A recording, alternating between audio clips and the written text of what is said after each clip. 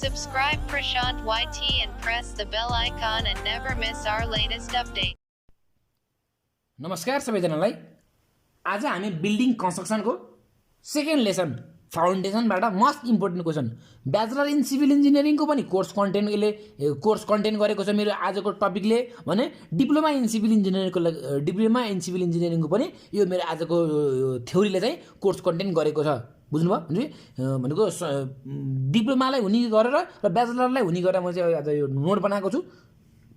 पुरा भिडियो अन्तिमसम्म हेरिदिनु होला। भिडियो सुरु गर्नुभन्दा अगाडि यदि आज हाम्रो च्यानल प्रशान्त वाइटीमा कोही नयाँ हुनुहुन्छ भने कृपया च्यानललाई सब्सक्राइब गरी नजिकैको बेल आइकन दबाउन नबिर्सनु होला। साथै हामीसँग सोसियल मिडियामा जोडिन चाहनुहुन्छ भने डिस्क्रिप्सन बक्समा लिङ्क राखिएको छ फेसबुक इन्स्टाग्रामको, त्यहाँबाट हामीलाई फलो गरेर नजानेका प्रश्नहरू सोध्न पनि सक्नुहुन्छ। ल सुरु गरौँ है त। ल क्वेसन यस प्रकारको छ। क्वेसनले के भनेको छ भन्दाखेरि डिफाइन फाउन्डेसन भनेको फाउन्डेसन भनेको के हो, explain the types of deep foundation भनेको हामीले चाहिँ फाउन्डेसन भनेको नि हामीले अघिल्लो भिडियोमा डिस्कस गरिसकेका छौँ। टाइप्स अफ फाउन्डेसनको पनि स्यालो फाउन्डेसन हामीले डिस्कस गरिसकेका छौँ। भनेको स्यालोमा चाहिँ स्ट्राइप स्ट्याब यस्तै के थियो, ऱ्याफ्ट म्याट थियो भने स्यालोमा चाहिँ आज हाम्रो डिप फाउन्डेसनमा हाम्रो चाहिँ के हुन्छ भन्दाखेरि पाइल फाउन्डेसन, पायर फाउन्डेसन अथवा वेल अथवा क्यासन फाउन्डेसन भनिन्छ। यो यसको बारेमा हामी डिस्कस गर्छौँ। सुरुमा जाउँ क्वेसनले सोधेअनुसार डिफाइन फाउन्डेसन। फाउन्डेसन भनेको के हो भन्दाखेरि foundation is the lowermost अथवा lowest part of the structure which provides base to the substructure भनेको सब स्ट्रक्चरलाई बेस दिने काम भनेको हाम्रो फाउन्डेसनको काम हो। And transmit the load to the soil below भनेको छ भने बिल्डिङबाट आएको लोडलाई चाहिँ सोइलमा ट्रान्सफर गर्ने काम पनि हाम्रो फाउन्डेसनको काम हो भनेर यो हजुरले ती लेख्न पर्यो। बुझ्नुभयो भनेको फाउन्डेसन भनेको जमिन मुनिको एउटा स्ट्रक्चर हो जुनले चाहिँ बिल्डिङबाट आएको लोडलाई चाहिँ जमिन मुनि अथवा माटो मुनि चाहिँ ट्रान्सफर गर्छ भने यति लेखे हुन्छ हजुरले, धेरै लेख्नु पर्दैन। अब हेरौँ दोज फाउन्डेसन हुज डेप्थ भने पनि भयो, हाइट भने पनि हुन्छ। कस्तो हाइट भन्दा हाइट भनेको कस्तो भन्दाखेरि हाइट अथवा डेप्थ भनेको यो डेप्थ अथवा हाइट अनि विथ भनेको यो विथ भन्दा डेप्थ ठुलो छ भने हामीले के भन्छौँ भन्दाखेरि डिप फाउन्डेसन भन्ने गर्छौँ। बुझ्नुभयो भनेपछि यो विथ यो यक्स भन्दा वाइ ठुलो छ भने हामी यसलाई के भन्छौँ भन्दाखेरि डिप फाउन्डेसन भन्ने गर्छौँ। भनेपछि दोज फाउन्डेसन हुज डेप्थ अथवा height is greater than its width is known as deep foundation भनेको छ। म्याथमेटिकली डिप फाउन्डेसन जहिले पनि हाम्रो के हुन्छ विथ के अरे सरी डेप्थ जहिले पनि हाम्रो चाहिँ विथभन्दा बढी नै हुन्छ डिप फाउन्डेसनको केसमा। सेलो फाउन्डेसनको केसमा डेप्थ कम पनि हुनसक्छ, हो कि हुँदैन भनेर सोध्दैन, हुन पनि सक्छ सेलो फाउन्डेसनमा। तर डिप फाउन्डेसनमा के हुन्छ भन्दाखेरि डिप भन्ने बित्तिकै डेप्थ चाहिँ बढी हुन्छ वेथभन्दा। अब there are generally 3 types of deep foundation भनेको डिप फाउन्डेसनको जेनरली हाम्रो टाइप्सहरू हेर्ने भने 3 टाइप्सको डिप फाउन्डेसन छ। पोइन्ट नम्बर 1 छ हाम्रो they are pile foundation, pier foundation अथवा वेल क्यासन फाउन्डेसन भन्ने चाहिँ 3टा टाइप्सको हाम्रो फाउन्डेसन हो डिपमा पनि। सुरुमा हेरौँ पाइल फाउन्डेसन। पाइल फाउन्डेसन भनेको कस्तो फाउन्डेसन भन्दाखेरि हेरौँ है त, it is a pillar like structure भनेको पिलर जस्तो हुन्छ अरे पाइल फाउन्डेसन भनेको। पिलर हाम्रो कस्तो हुन्छ भने पिलर हाम्रो हुने भनेको यस्तो आएर यस्तो त नि अलिक ठुलो भयो डाइमेन्सनमा चाहिँ भनेको यस्तै त हुने हाम्रो। It is a pillar like structure drive and deep into the ground भनेको चाहिँ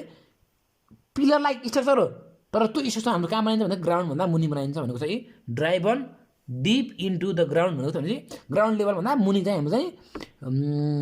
पिलर लाइक स्ट्रक्चर बनाउँछौँ। त्यो पिलर लाइक स्ट्रक्चरलाई हामी के भन्छ भन्दाखेरि पाइल भन्ने गर्छौँ। To strength of soil below भनेको सोइलको चाहिँ स्ट्रेन्थ बढाउनको लागि भनेको किन हामीले डिपमा गएर चाहिँ हामीले फाउन्डेसन बनाउनु पऱ्यो भन्दाखेरि चाहिँ सोइलको चाहिँ के गर्नु पऱ्यो भन्दाखेरि स्ट्रेन्थ बढाउनु पऱ्यो। अब यसको युज हेरौँ पाइल फाउन्डेसनको युज हेरौँ के छ। It is use in very poor soil condition भनेको पुवर सोइलको लागि काम लाग्छ भनेको पुवर सोइल भनेको चाहिँ हाम्रो हेर्ने भने ब्ल्याक कटन सोइलको केसमा पनि हुनसक्छ यो। अब जाउँ point number 2 in water lock soil भनेको जहाँ चाहिँ पानी वर्षौँ पछि यस्तो जग्गा यस्तो घडेरी जहाँ चाहिँ वर्षौँ पछि पानी जम्छ त्यो ठाउँमा हामीले के भन्छौँ भन्दा वाटर लक सोइल भन्ने गर्छौँ। त्यसलाई अथवा वाटर लक एरिया पनि हामीले भन्ने गर्छौँ। हाई वाटर टेबल भनेको वाटर टेबल चाहिँ हाई हुन्छ भन्ने खोजेको छ। अब वाटर टेबल हाई भनेको के हो भनेर धेरैले बुझ्नु न। अब के हुन्छ है ल हजुरले 15 फिट खन्नुभयो अथवा 15 मिटर खन्नुभयो। 15 मिटर खन्दाखेरि हजुरको यहाँ के भयो यो लेभलमा पानी भेट्नुभयो हजुरले। यहाँ हजुरले 1 मिटरमै खन्नुभयो पानी भेट्नुभयो भनेपछि सबैभन्दा धेरै हाई वाटर टेबल कसको छ यसको होइन। हाई वाटर टेबल भनेको चाहिँ ग्राउन्ड लेभलदेखि नजिकको डिस्टेन्सलाई हामीले के भन्छौँ भन्दाखेरि हाई वाटर टेबल भन्छौँ। भनेपछि यहाँदेखि यहाँ 15 मिटर छ, यहाँदेखि यहाँ के छ 1 मिटर त भनेपछि हाई वाटर टेबल भनेको यो हुने भयो भनेपछि जहाँ पानी जम्छ पानी जम्ने ठाउँमा त जमिनकै लेभलमा हुन्छ नि त हाम्रो पानी हो किन जमिन मुनि खन्दा पनि जमिनकै लेभलमा माटो पानी भेटिन्छ नि त त्यही भन्न खोजेको छ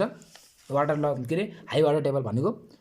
इन फिलिङ एरिया भनेको पाइल फाउन्डेसन हामीले फिलिङ एरियामा परेको हुन्छ फिलिङ एरिया भनेको कस्तो भन्दाखेरि अब मैले हजुरलाई भनिसकेको छु कुनै हामीले जग्गाको चाहिँ हजुरको सोइलै त्यहाँ काम नलाउने सोइल हुन्छ भनेको त्यो सोइललाई चाहिँ रिफिल गर्न पर्छ त्यहाँ भएको सोइललाई हटाउने नयाँ सोइल हाल्ने अब नयाँ सोइल हाल्दाखेरि त त्यसको पनि कम्प्याक्ट हुन गाह्रो हुन्छ हो त्यस ठाउँमा चाहिँ हामीले के हुन्छ भने पाइल फाउन्डेसन हामीले परेको हुन्छ in area with heavy load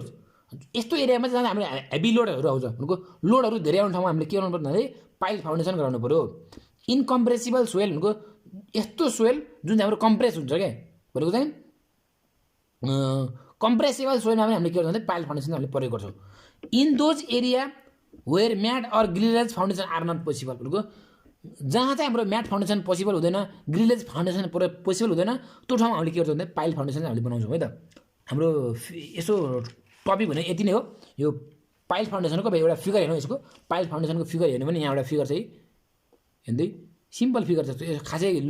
इक्जाममा बनाउन पनि खासै गाह्रोवाला छैन यो एउटा घर जस्तो हो अथवा एउटा बिल्डिङ भयो यो बिल्डिङको चाहिँ यो पाइल हो यसलाई पाइल भन्छ यसलाई पाइल भन्छ यसलाई पाइल भएको छ यो पनि पाइल हो यो पनि पाइल हो यो पनि पाइल हो यो पनि पाइल हो भनेपछि यो ग्रेड बिम छ है यहाँ ग्रेड बिम छ यो पाइल ल यो लो बियरिङ क्यापेसिटी अफ सोइलको यो सोइलको चाहिँ बियरिङ क्यापेसिटी लो छ भने चाहिँ हामी के भन्छौँ लो बियरिङ क्यापेसिटी अफ सोइल भयो पाइल फाउन्डेसनको फिगर हेर्नु भने यति नै हो फिगर बुझ्नुभयो यति फिगर बनाउनु भएन हजुरले पाइल फाउन्डेसनको लागि काम सकियो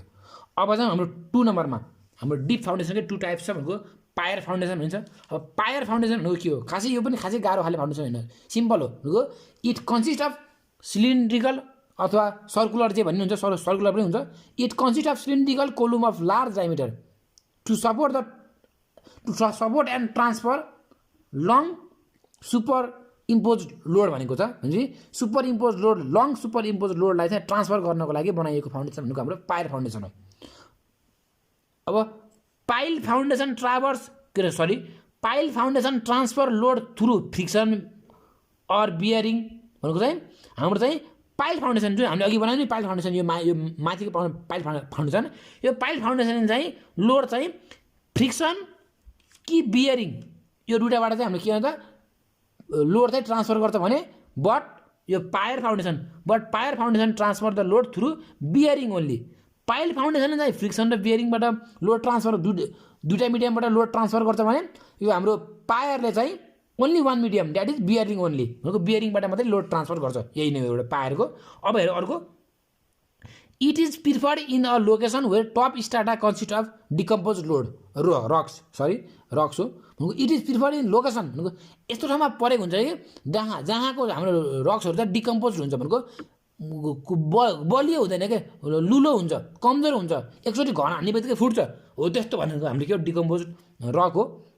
हाम्रो पायर फाउन्डेसनको लेख्नु पनि थ्योरी यति नै हो खासै धेरै लेख्नु पर्दैन हजुरले बस फिगर बनाउनु भयो भने एक्जाममा काफी पुग्छ अब यो पायर फाउन्डेसनको फिगर हेर्ने भने यहाँ हेरौँ फिगर खासै गाह्रो छैन यो वाल हो वालको मानि मेसनरी पायर छ त्यो भनेको हाम्रो पायर फाउन्डेसनको एउटा सामान्य एउटा फिगर हो अब जाउँ हामी वेल अथवा क्यासन फाउन्डेसन अब वेल फाउन्डेसन भनेको कस्तो क्यासन फाउन्डेसन भनेको कस्तो भन्दा हेरौँ यहाँ it is watertight box structure of wood आरसिसीबाट अथवा स्टिलबाट बनेको हुन्छ and most commonly use in foundation of the bridge अब वेल अथवा क्यासन फाउन्डेसन कहाँ परेको हुन्छ भन्दाखेरि जेनरली ब्रिजको फाउन्डेसनमा परेको हुन्छ यो कुरा हामीले बुझ्नु पऱ्यो बुझ्नुभयो जसरी हाम्रो अब हाम्रो पाइल फाउन्डेसन चाहिँ वाटर लग एरियामा हो कि नै जहाँ चाहिँ जसरी हाम्रो यो पाइल फाउन्डेसन वाटर लग एरियामा परेको हुन्थ्यो भने हो कि नै जहाँ चाहिँ फिलिङ एरियामा परेको हुन्थ्यो पुवर सोइल कन्डिसनमा परेको हुन्थ्यो भने हाम्रो यो वेल अथवा क्यासन फाउन्डेसन हाम्रो कहाँ परेको हुन्छ भन्दा ब्रिजहरूतिर जहाँ हामीले ब्रिज बनाउँछौँ त्यो ब्रिज बनाउने क्रममा हाम्रो चाहिँ वेल अथवा क्यासन फाउन्डेसन चाहिँ हाम्रो प्रयोग हुन्छ it is use for major foundation work such as for भनेको के को फाउन्डेसनमा बनाउन परेको छ त भनेको वेल अथवा क्यासन फाउन्डेसन हाम्रो जेनरली के को फाउन्डेसनबाट के फाउन्डेसन बन्छ यो एबाट भन्दाखेरि ब्रिजको फाउन्डेसन पनि वेल एन्ड क्यासन फाउन्डेसनै हो ब्रिज पायर भनौँ एबटमेन्ट इन रिभर लेक्स इटिसीहरूको सबैको लागि चाहिँ हाम्रो चाहिँ वेल फाउन्डेसन चाहिँ हामीले बनाउनु पऱ्यो वेल अथवा क्यासन फाउन्डेसन अब यसको फिगर हेर्यो भने सामान्य फिगर छ हजुरले यहाँ हजुरले हेर्न सक्नुहुन्छ फिगर वेल अथवा क्यासन फाउन्डेसनको भनेपछि यति नै हो आजको हाम्रो टपिक भिडियो मनपर्छ भने भिडियोलाई लाइक गरिदिनु होला, सँगै पढ्ने साथीहरूलाई सेयर गरिदिनु होला र प्रशान्त वाइटी च्यानललाई सब्सक्राइब गरी नजिकैको बेल आइकन दबाउन नबिर्सिनु होला। हस्त धन्यवाद, good bye, take care. Subscribe Prashant YT.